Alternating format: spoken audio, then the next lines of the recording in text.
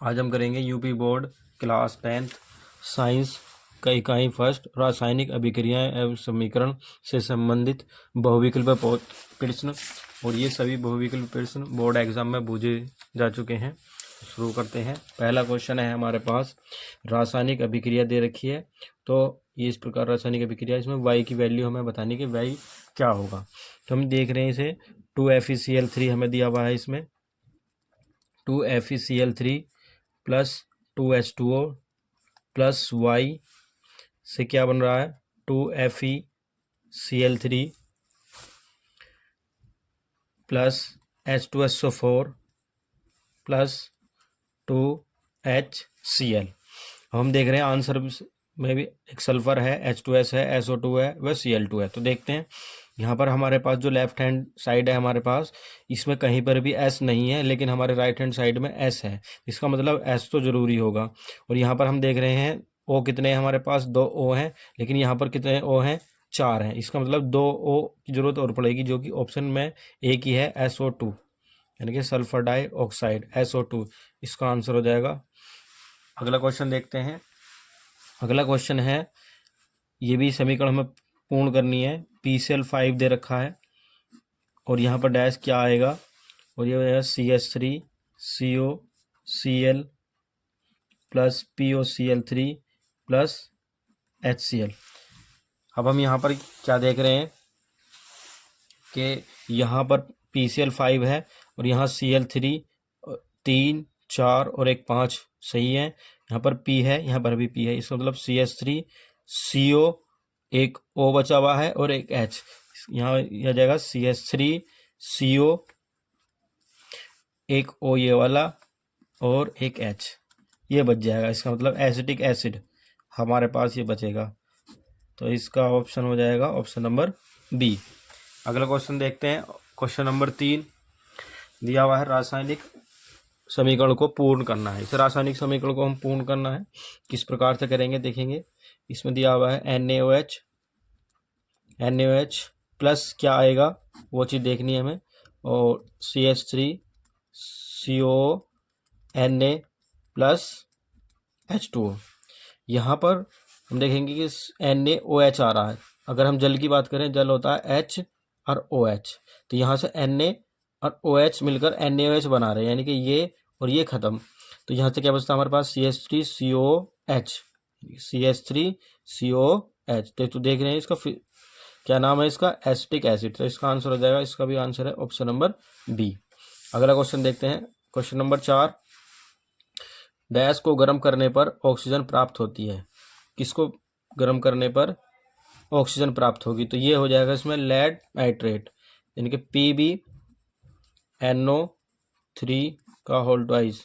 जब इसको गर्म करते हैं तो क्या बनता है, लेड ऑक्साइड बनता है, प्लस नाइट्रोजन डाइऑक्साइड बनती है और प्लस ऑक्सीजन गैस निकलती है। तब ये इसको बैलेंस कर लेंगे। यहाँ पर इसमें 2 से मल्टीप्लाई कर लेंगे, वह 2 से इसमें मल्टीप्लाई हो जाएगी, 4 से इसमें, और ये रिएक्शन हमारी कंप्लीट हो जाएगी। ये 2025 में क्वेश्चन पूछा गया है, याद रखेंगे कि लेड नाइट्रेट को गर्म करने पर हमारे पास ऑक्सीजन प्राप्त होती है। क्वेश्चन नंबर 5 देखेंगे। क्वेश्चन नंबर 5 क्या है, जिंक चूर्ण पर तनु सल्फ्यूरिक अम्ल की अभिक्रिया से कौन सी गैस निकलती है। तो zinc Zn plus H2SO4 acid से जब अभिक्रिया करता है तब इससे हाइड्रोजन गैस निकलती है। तो ये बनता है जिंक सल्फेट प्लस हाइड्रोजन, यहाँ से हाइड्रोजन गैस निकलती है।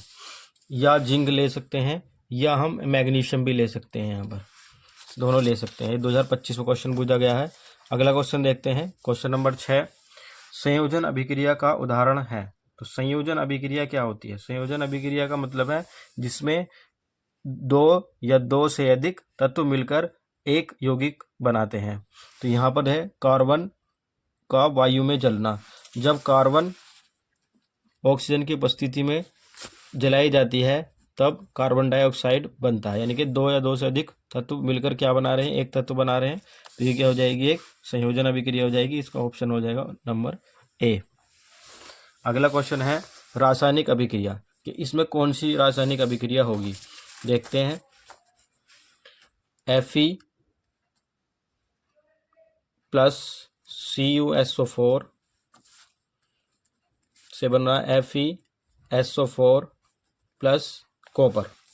तो यहाँ पर क्या होता है, ये इसने Fe ने Cu की जगह ले लिया है, यानी कि इसको हटा दिया है, तो इसकी जगह ये खुद आ गया। तो इस तरह की जब कोई एलिमेंट, कोई तत्व किसी तत्व को हटाकर उसकी जगह ले लेता है, तो इस तरह की जो अभिक्रिया होती हैं उनको हम विस्थापन अभिक्रिया कहते हैं। तो ये क्या आ जाएगा, ऑप्शन नंबर ए। अगला क्वेश्चन देखते हैं, नीचे दी गई अभिक्रिया के संबंध में कौन सा कथन सत्य है। तो हमें बताना है अपचयन, अपचयित व उपचयित में। तो ऑक्सीजन समीकरण देखते हैं, इसमें 2BO plus carbon plus lead plus carbon dioxide CO2। तो ये हम यहाँ पर क्या देख रहे हैं, यहाँ पर कार्बन जो है यहाँ पर सिंगल था और इसने ऑक्सीजन प्राप्त कर ली। तो जब भी कोई तत्व ऑक्सीजन प्राप्त करता है तो वो होता है उपचयन, यानी कि ऑक्सीकरण हो गया इसका, यह कहलाता है उपचयन, या इसको उपचयित बोल सकते हैं, उपचयित। और जब यहाँ ऑक्सीजन की कमी हो जाती है, यहाँ से देख रहे हैं यहाँ पर ऑक्सीजन कम हो गया है, यहाँ पर से O था, यहाँ पर O नहीं है, तो ये क्या कहलाता है, ये कहलाता है अपचयन, अपचयन या अपचयित बोल सकते हैं, अपचयित। यानी कि ऑक्सीजन मिल रहा है तो उपचयन हो गया, और ऑक्सीजन कम हो रहा है तो वो अपचयन हो जाता है। तो देखते हैं इसमें ऑप्शंस, इसमें क्या है, कौन सा असत्य है। तो देखिए, सीसा मतलब लेड,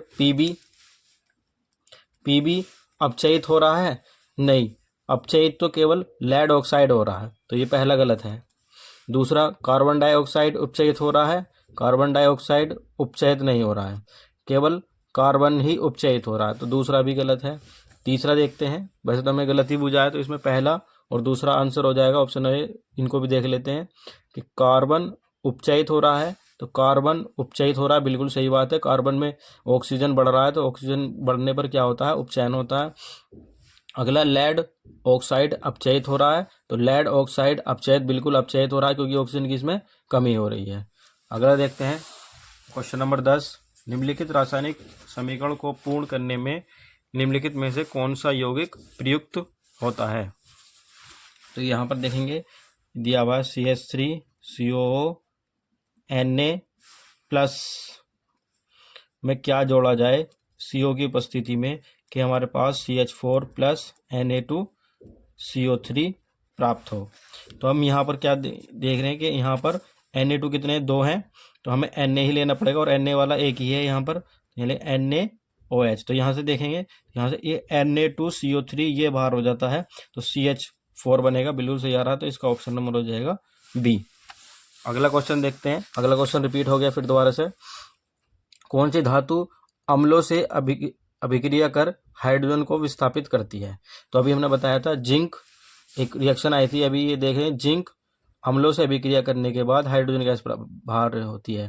तो यहाँ पर मैग्नीशियम व जिंक, तो ये इसमें आंसर हो जाएगा ऑप्शन नंबर ए।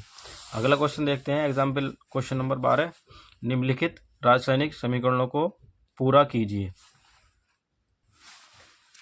12वां क्वेश्चन है कि क्या जोड़ा जाए कार्बन डाइऑक्साइड में कि कैल्शियम कार्बोनेट प्लस जल बचे। तो इसका आंसर होगा कैल्शियम हाइड्रोक्साइड। तो कैल्शियम हाइड्रोक्साइड में जब कार्बन डाइऑक्साइड की अभिक्रिया करता है तब क्या बनता है, कैल्शियम कार्बोनेट प्लस जल बनता है। तो इसका आंसर हो जाएगा ऑप्शन नंबर बी। अगला क्वेश्चन देखते हैं, 13वां, लोहे चूर्ण पर तनु हाइड्रोक्लोरिक अम्ल डालने से क्या होता है। तो लोहा मतलब होता है आयरन, Fe प्लस इस पर हाइड्रोक्लोरिक अम्ल यानी कि HCl जब गिरता है तब क्या बनता है, FeCl2 यानी कि आयरन क्लोराइड बनता है, प्लस हाइड्रोजन गैस बाहर होती है। तो इसमें क्या है, हाइड्रोजन एवं आयरन क्लोराइड यानी FeCl2, ऑप्शन नंबर हो जाएगा इसका ए।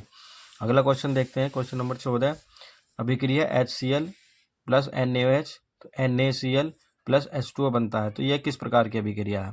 तो यहाँ पर हम देख रहे हैं ये एक जलीय अम्लीय है, HCl क्या है, एक अम्ल है, व NaOH क्या है, एक क्षार है। तो अम्ल व क्षार मिलकर उदासीन होते हैं, तो ये क्या हो जाएगा, इसके भी आंसर हो जाएगा ऑप्शन नंबर डी, उदासीन अभिक्रिया। अगले क्वेश्चन देखते हैं, क्वेश्चन नंबर 14 व क्वेश्चन नंबर 15 व क्वेश्चन नंबर 8। क्वेश्चन नंबर 15 देखते हैं, जिंक प्लस कॉपर सल्फेट से जिंक सल्फेट बनना प्लस कॉपर बनना। तो यहाँ पर हम देख रहे हैं कि जिंक ने कॉपर को हटा दिया और उसकी जगह ले ली, तो ये इस तरह की जो अभिक्रिया कहलाती हैं वो हमारी विस्थापन अभिक्रिया कहलाती हैं। अगला देखते हैं, अगला है question number 8, Fe2O3 plus Al से क्या बना, Al2O3 प्लस Fe। तो यहाँ पर भी क्या हो रहा है, एल्यूमिनियम ने क्या करा है, इसके Fe की जगह ले ली, नहीं हाँ इसने इसकी जगह ले ली और Fe को बाहर कर दिया। तो ये भी किस तरह की अभिक्रिया है, ये भी एक विस्थापन अभिक्रिया है।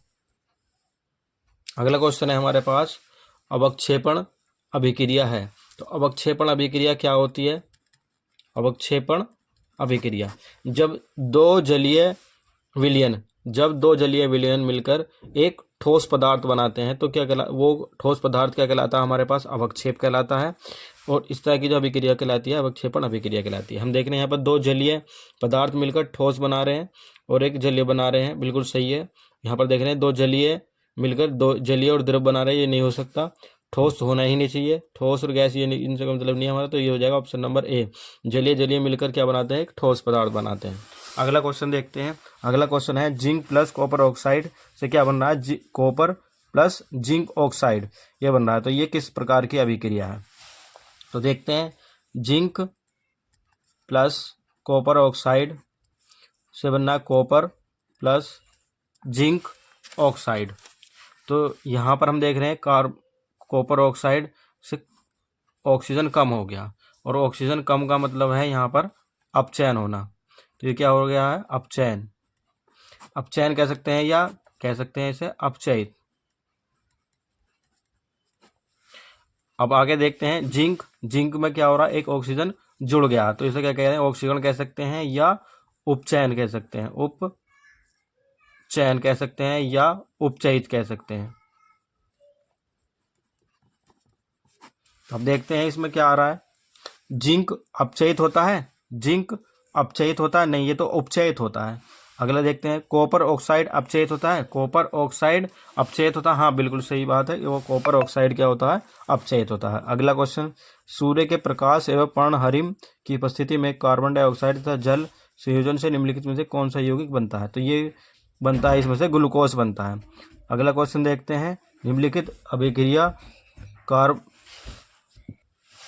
अगला क्वेश्चन है हमारे पास, कैल्शियम कार्बोनेट प्लस क्या आएगा कि ऊष्मा देने पर calcium oxide plus carbon dioxide मिले, तो ये किस प्रकार की अभिक्रिया। तो इसमें क्या होता है, ये एक अपघटन अभिक्रिया है जिसमें एक यौगिक ऊष्मा देने पर दो या दो से अधिक तत्वों यौगिकों में टूट जाता है। तो इस प्रकार की जो अभिक्रिया कहलाती है अपघटन अभिक्रिया कहलाती है। अब देख रहे हैं ये फिर दोबारा से रिपीट हो गया कि विस्थापन अभिक्रिया है, इसमें आयरन ने क्या काम करा है कि कॉपर की जगह ले ली और कॉपर को यहाँ से भगा दिया, तो इस प्रकार की अभिक्रिया है, ये एक विस्थापन अभिक्रिया है।